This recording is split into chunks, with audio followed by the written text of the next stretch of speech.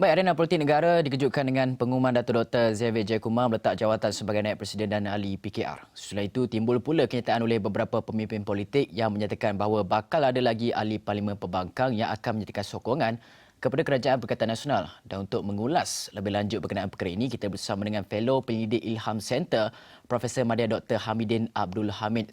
Selamat tengah hari, Prof. Selamat tengah hari, Hafiz. Prof, pertama sekali kenyataan dikeluarkan oleh Tan Sri Amno Musa, kenyataan dikeluarkan oleh Faizal Azumu ada menyatakan bahawa akan ada ahli-ahli Parlimen Pembangkang yang akan beralih arah sokongannya kepada kerajaan ataupun menjadi ahli Parlimen Bebas dan sebagainya. Boleh Prof nyatakan sebenarnya ada tak kriteria-kriteria yang dilihat daripada ahli Parlimen Pembangkang ini, kriteria yang bagaimana sebenarnya yang boleh kita rungkaikan yang orang kata ada persen, ada orang kata risiko dia untuk melompat ke pihak lain. Ada tak kriteria-kriteria tertentu yang menggariskan perkara-perkara ini? Terima kasih, Hafiz. Buat masa ini saya rasa tidak ada kriteria yang tepat yang boleh diukur untuk memastikan siapakah yang akan kekal dan siapakah yang akan berpindah menyertai parti-parti lain dalam konteks kedudukan politik negara ketika ini. Seperti yang kita katakan, keadaan politik negara terutamanya dengan pengisytiharan darurat ini akan menjadikan kestabilannya dari segi politik menjadi tidak stabil, maka lebih banyak percaturan untuk mendapatkan jumlah bilangan majoriti yang lebih jelas untuk kedua belah pihak akan menjadi lebih tinggi. Jadi kita tidak akan melihat siapakah yang akan menyeberang dari satu parti dan parti yang lain dan adanya kriteria utama. Tetapi apa yang dilihat ialah bagaimana contohnya hubung kait di antara satu individu member parlimen itu dengan kumpulan tertentu itu mungkin merupakan sesuatu yang selalunya diambil kira.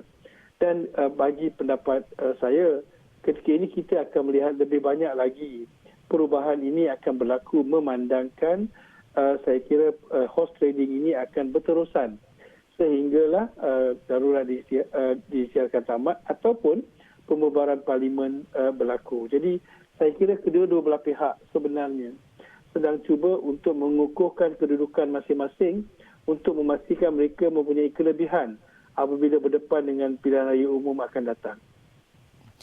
Dan kita melihat Datuk Dr. Xavier Jayakumar, satu individu pemimpin kanan PKR sejak daripada 1998 yang lantang kritik kerajaan dan sebagainya sejak awal lagi PKR itu ditubuhkan. Jadi melihat kepada seorang figura kanan PKR ini beralih arah daripada partinya, keluar parti, bukan setakat letak jawatan, keluar parti itu sendiri, adakah ini bermakna bahawa kepimpinan Datuk Seri Ibrahim yang pada tahun lepas menyatakan bahawa mempunyai strong, formidable, convincing numbers yang sekarang ini dilihat goyah ataupun terdapat satu perkara yang perlu dilakukan oleh Datuk Seri Ibrahim untuk memastikan bahawa hala tuju parti PKR itu mempunyai hala tuju yang baharu ataupun bagaimana pada pandangan Prof? Bagi penganalisa melihat bahawa permasalahan yang berlaku di dalam PKR akan berterusan buat masa ini. Ini dilihat terutamanya selepas. Kalau kita lihat kepada kenyataan yang dikeluarkan oleh Datuk Dr. Xavier mengatakan bahawa beliau tidak berpuas hati dengan perkembangan beberapa tahun yang lalu.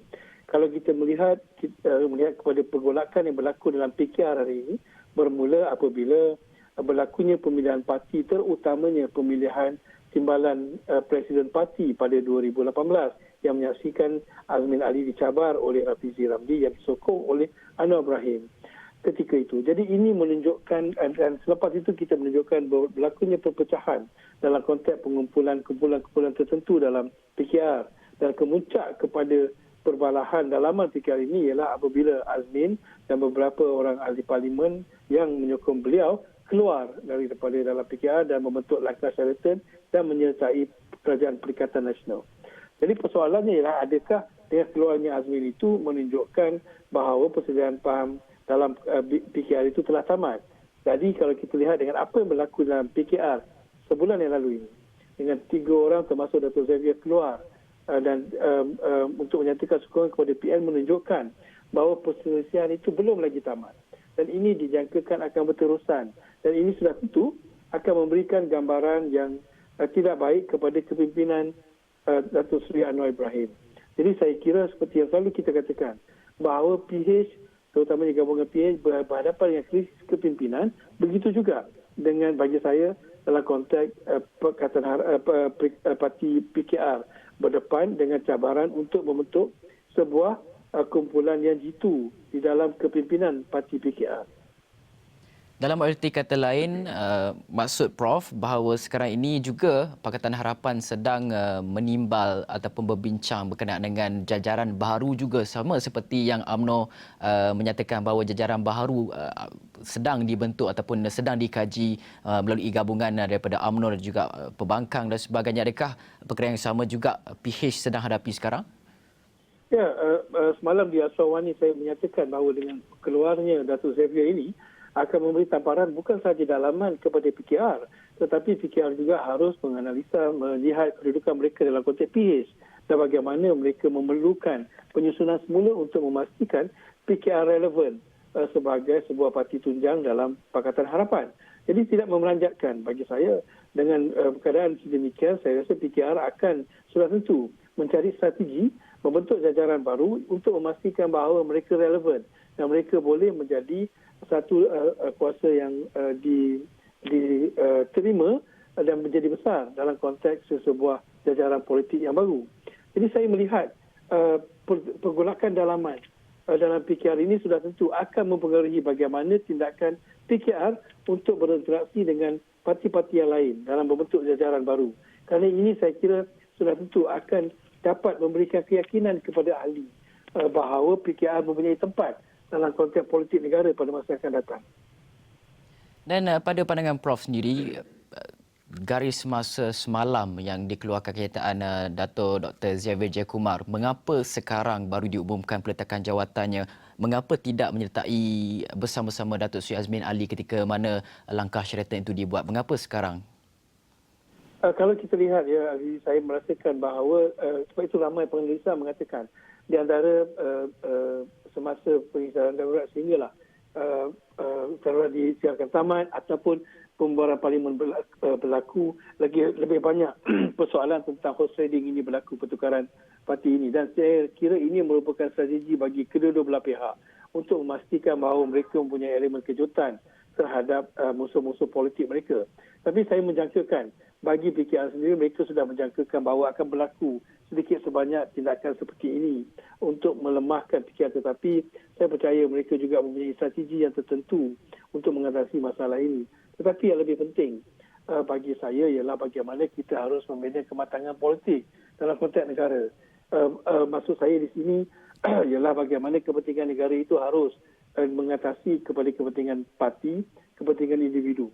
Jadi yang saya kira ketika ini seharusnya wakil rakyat lebih mementingkan tentang kepentingan untuk menyelesaikan masalah COVID dan kepentingan ekonomi rather than tentang survival politik mereka semata-mata. Dan ketika mana aktiviti lompat-melompat ini sedang rancak dalam kalangan parti-parti dan juga pemimpin-pemimpin politik, garis masa ataupun garis di antara kawan dan juga lawan itu kita lihat dalam kalangan pemimpin politik kita semakin menipis. Adakah PRU yang ke-15, adakah jalan penyelesaian terbaik ketika ini, ketika mana kita tidak mempunyai akta lompat parti, tidak mempunyai akta dana politik, pada pandangan Prof? Okey, menarik ya, kerana kalau kita melihat dalam konteks apa yang berlaku di dalam politik Malaysia hampir 22 bulan yang lalu ini, 2 tahun yang lalu ini, sebenarnya tidak pernah lagi berlaku keadaannya dalam politik Malaysia.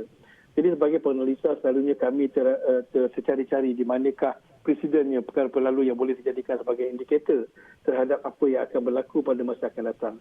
Tetapi nampaknya ketika ini perubahan terutamanya dalam konteks lompat-melompat parti ini akan mendominasi gerakan ahli-ahli politik yang akan membentuk jajaran baru. Di sini yang konteks kita lihat bagaimana contohnya dalam konteks Perikatan Nasional, UMNO mengatakan mereka tidak akan menyertai Perikatan Nasional dan mahu bekerjasama, membuka pintu kerjasama dengan yang lain. PKR mengatakan mereka willing untuk bekerjasama dengan UMNO, DAP mengatakan tidak, dan kali ini kita melihat berlakunya perubahan di antara ahli PKR yang keluar dan ahli parti amanah yang menyertai PKR dan sebagainya. Jadi jajaran-jajaran baru bukan sahaja di antara interparti, antara parti, tapi juga antara coalition parti ini saya rasa akan mendominasi Hafizi. Inilah warna politik Malaysia buat seketika. Sehinggalah saya percaya pilihan raya umum diumumkan dan ini juga tidak semestinya akan memberikan pengakhiran kepada episod tersebut. Saya kira buat masa ini dengan jelas menunjukkan bahawa tidak ada sebuah parti ataupun kumpulan koalisi parti yang mempunyai keyakinan bahawa mereka boleh mencapai kemenangan majoriti mutlak. Jadi bermakna kita akan melihat lebih banyak negosiasi di antara parti-parti politik berlaku pada masa akan datang untuk membentuk kerajaan di Malaysia. Dan Prof, yang di atas sedang pancing-memancing. Bagaimana pula dengan yang di bawah? Bagaimana dengan akar umbi, sentimen rakyat itu sendiri melihat kepada aktiviti-aktiviti lompat parti dan sebagainya?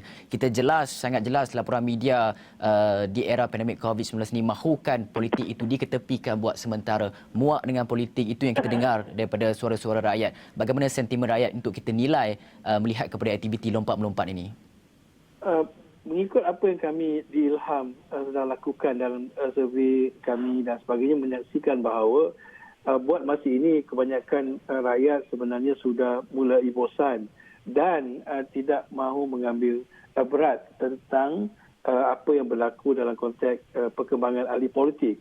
Apa yang lebih dipikirkan oleh rakyat ketika ini ialah tentang kehidupan seharian mereka seperti semua mengetahui dengan COVID-19 dan juga tentang persoalan ekonomi yang dihadapi oleh rakyat. Tetapi saya kira pada masa yang sama bukan rakyat tidak memerhati, rakyat memerhati sebenarnya. Tetapi memerhati dengan bersifat sangat kritikal, malahan sangat sinikal terhadap perbuatan dan tingkah laku ahli politik. Jadi saya kira di sini yang saya nyatakan tadi, ahli politik seharusnya berhati-hati kerana dalam kediaman rakyat, dalam mereka tidak menyuarakan secara terbuka ketidakpuasan rakyat terhadap tingkah laku politik, saya khawatir mereka akan dihukum dengan lebih berat lagi oleh rakyat menjelang pilihan raya umum akan datang. Okey, baik. Terima kasih Fellow Pendidik Ilham Center Profesor Madya Dr. Hamidin Abdul Hamid atas perkongsian pendapat berkaitan dengan arena politik tanah air negara.